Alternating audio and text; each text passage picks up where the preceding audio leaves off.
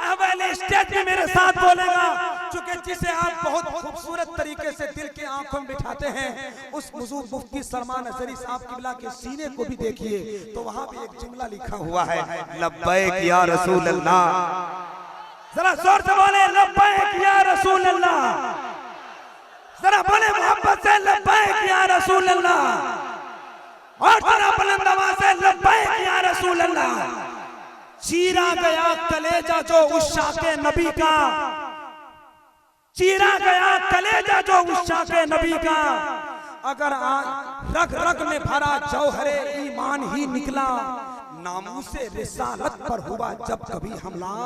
सब लोग सोते रह गए सलमान ही निकले।